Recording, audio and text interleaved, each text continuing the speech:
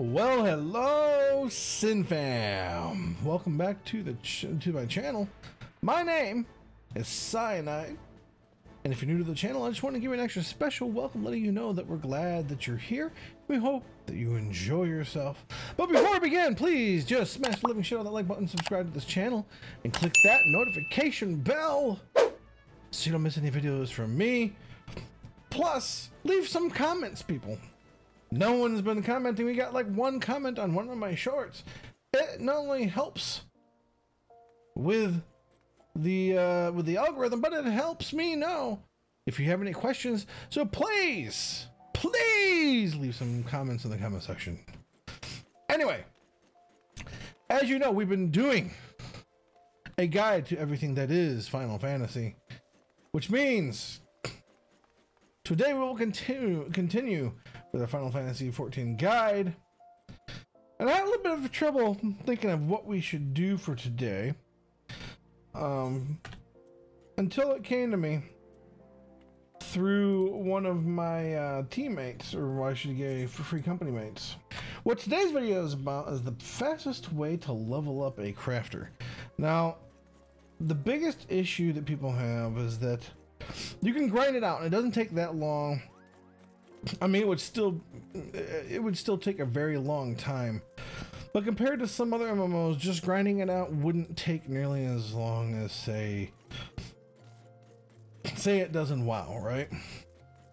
The issue comes with if you are grinding out, which, you know, if you're grinding it out and not farming your own materials, because farming your own, let's face it, farming your own materials adds an exceptional amount of time to your grind, because now you've got to not only grind up your miner or woodcrafter, but in Final Fantasy you're going to pull ingredients from multiple different pulling many resources from multiple different crafters. So unless you're literally working on all of your crafting classes at the same time, keeping them all up to date and getting your own materials, and basically not doing anything with your main combat jobs at all, you'll end up having to purchase stuff from the auction house. I'm going to go into the wrong place. You'll have to end up purchasing materials from the auction house, which gets extremely expensive. You can sink money into that stuff really quickly. By the way, the market board is Final Fantasy XIV's version of the auction house, if you are familiar with WoW. If you're new, I'm going to give you a brief tutorial on that. You can buy armor pieces. You can, talk about the main weapon of any classes of the yellow armors and the silver housing stuff, which you will get to in a later video as well. You purchase in the blue. But your main items and resources will be coming from these, I guess you'd call them copper colored little boxes. So let's say you're going to be doing an armor smith because you want to make armor or plate armor. Well, let's see here.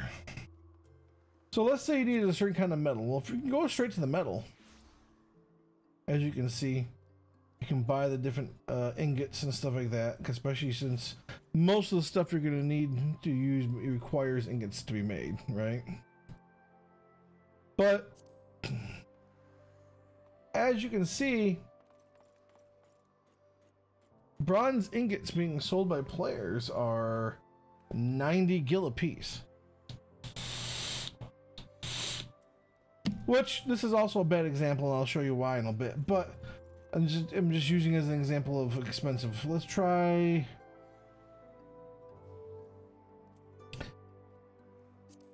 copper ingots. 78. I'll also show you why that is a really bad price. But let's try something like mithril, because I do know you need mithril. 700 gil a piece. All right. If you're going to be grinding through your mithril armor and mithril, stuff like that, right? You're going to end up spending a crap ton of money, because just the metal is 700 gil. But I happen to have my armor smith right here. Let me show you the worst part, Monsieur Logs. I think it's under crafting, yes. I think mithril, nope, steel. There you go, mithril barboot. You need one mithril ingot, right? One plate, one steel plate, and one mithril rivet. That's for a mithril. Well, we'll just call it a helmet because that's the slot it goes into. Not to mention the shards, but well, that's an entirely different animal, and those are actually not so bad to come by. But so that's one mithril ingot for that. You have the mithril plate and rivets. So let's take a look at rivets, huh? Go back one. Mithril rivets requires another ingot. We're already just making those two pieces. We are up to 1,400 gil already, right? Plate takes 2 more, right? We're now at 2,800 gil, and that's just covering the mithril for one piece of for you to make one piece of armor. That's not including the steel, but that's just the mithril. And I can tell you right now, crafting this one mithril barbot is not going to level you up to the next level. You see what I'm saying? And of course, you could sit there and grind out lower level stuff that uses less stuff. So let's look for the thing. Let me see here. As an example, cobalt ingots uses cobalt ore and iron ore, right? Very simple. Iron ore, pretty easy to get. I can show you where to get that, which is what I'll show you in a moment. But cobalt ore, right? Let's go look at ores. So ores are under stone, and we need cobalt. It's 160 a piece, and that's going to give you a little less experience than a full piece of armor as well. So now, let's just say you want to make, we'll say one level is roughly 30 or 40 of those, of those cobalt bars, right? I mean, there's your price. 5,000 gil just for that. And I'll give you one level. You see what I'm saying? And tell you the truth, it's probably not even that. It's probably more. It's probably more like you're gonna end up spending 16,000 in order to level up, right? Because I can't remember exactly how much experience you needed at the in that level range. But as you can see, it gets really expensive. So there's your proof of why it's expensive. But let me show you two things. When you're starting out, and I'll go over to Limsa. Alright. Leave the ass castles where you want to go. Yeah, by the way, that noise, I have that set so that when my free company talks, it pops up, because when I'm in combat, it's hard not to hear it. So I apologize for that. So, here you are at the Armor Smith Guild. This is where you start armor smithing. You're gonna walk over to the guild supplier. I believe it's the left-hand one. You can get brass ingots for 68. Remember, those are the ones that were 90. Right? You get it for 68 a piece here. Copper ingots. Those were going for 70, remember? Right here. 9. So don't get ripped off, guys. This is the video that'll prevent you from getting ripped off in the auction house. Don't buy or don't fall for their tricks, you know, and spend 70 gil per copper ingot when you can literally look at the screen. You can literally go and pick up each ingot or copper ingot for 9 gil a piece. Don't let them do that to you. If you want to make your own, copper ore, 2. Copper ore is 2 per. So don't go over to the auction, to the market board and spend money on people who literally, like, this is what they do. They literally come here and pull out stacks of the copper and then go over to the market board and sell them for 70 gil a piece. Because they're hoping that new players will see it and be like, oh, look, that's a deal, not realizing this person exists. Right here. And you can use it for any class. It doesn't matter if you started here or not. Come over here. I mean, I believe any guild supplier is going to have the first couple of levels for pretty much anything selling right off the merchants, right? We even have tin ore. Well, we've got maple lumbers here because there's a few things that require lumber like shields. This is going to be cheaper than you find on the market board because they're literally coming here, purchasing it, and selling it on the market board. Now, if you are lucky enough or fortunate enough to be able to get into a free company, I'm going to show you something even more that's even more that'll save you even more money. This is if you choose to grind it.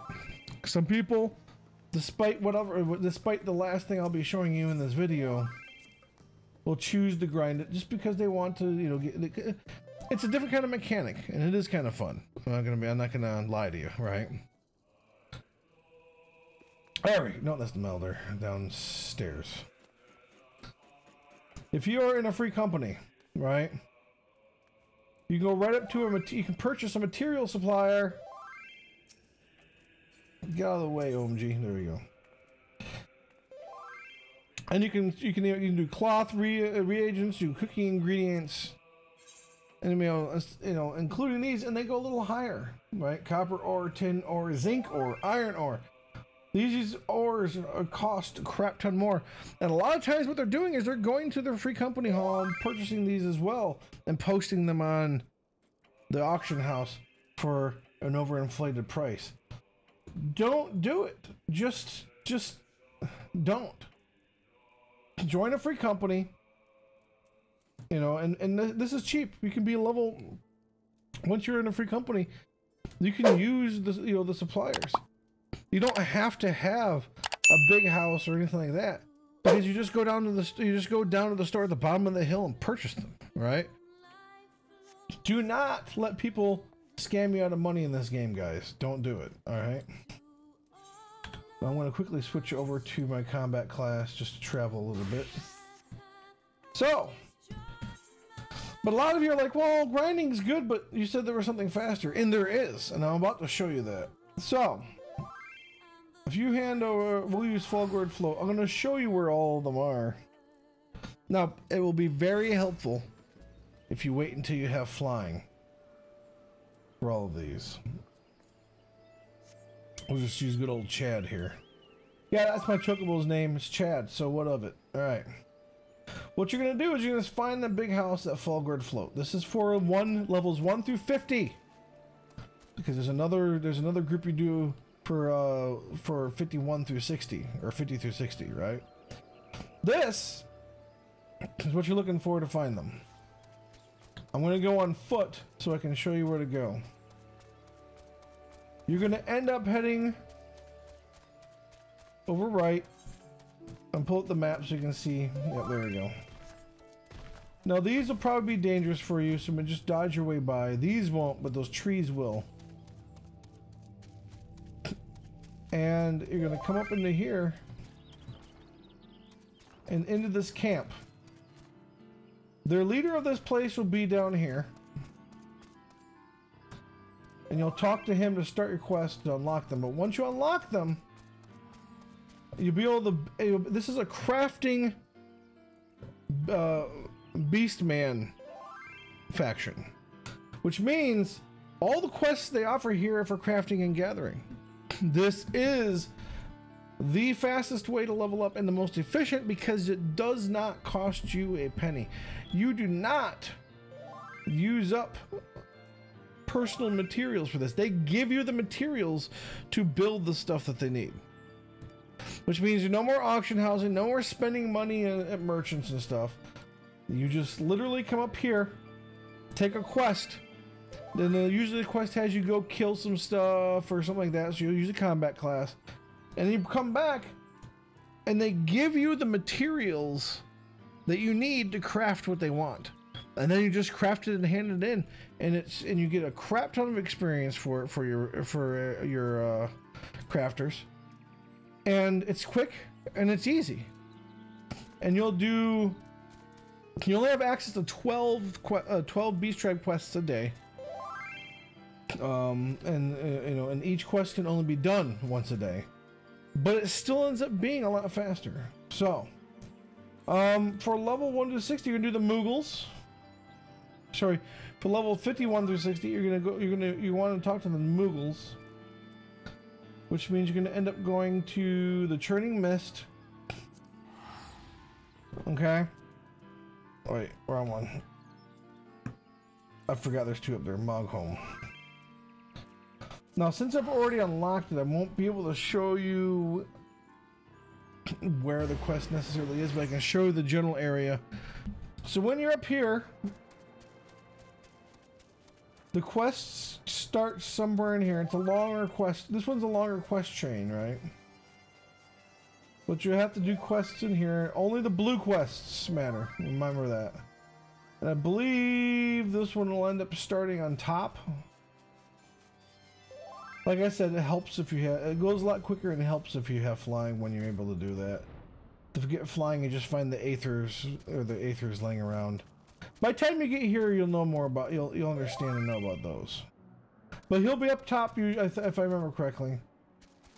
And after that, you actually... at the end of that quest line, you unlock them. And you establish that little place you see in the distance here. And here we go. When you get here, you'll end up having the same kind of quests that you had at the other place, but it'll actually give you even more experience. And there's a mount for each one of these areas that you can get as well when you've done enough of them that you max out their reputation, which you'll do just by working on your crafting classes. If I'm being completely honest with you. The next one's a little harder to find,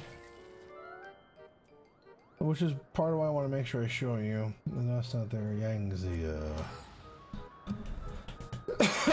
There'll be a blue quest that I ignored it for the longest time. I didn't know what it was. Okay. When you're in Yangzia, and I'll give you a location as soon as I get to it. Okay, guys, the blue quest is found at X15.8 by Y31.5. I'm gonna put that on the screen right now so you can find it yourself. But just go in here, talk to the guy, be a blue quest, you follow that chain, and it will unlock a special village, again, of course, called Dora Hall. At the end of the quest chain, unlocks it. When you first see it, it literally looks like a broken down village, because it is, but you breathe new life into it by crafting for it. And these guys are the crafting, will be who you craft to get the most experience out of, and they have a mount as well. You're just gonna talk to them, do their quests.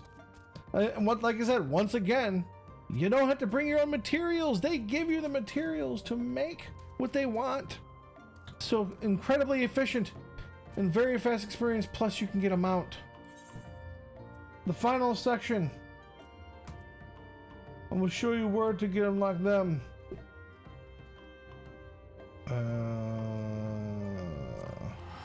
You'll go to the Dwarven City, which you'll end up having to go through for the story quest anyway. Tomra in Kalusia. There'll be a blue quest. I believe it was one of the guys over here. But you'll talk to them, finish that quest line. And what that'll bring you to is a little dwarven Ansel imperative. No. A little dwarven crafting village in Lakeland. I want to save you guys the agony that I did, because I thought I was going to have to grind it.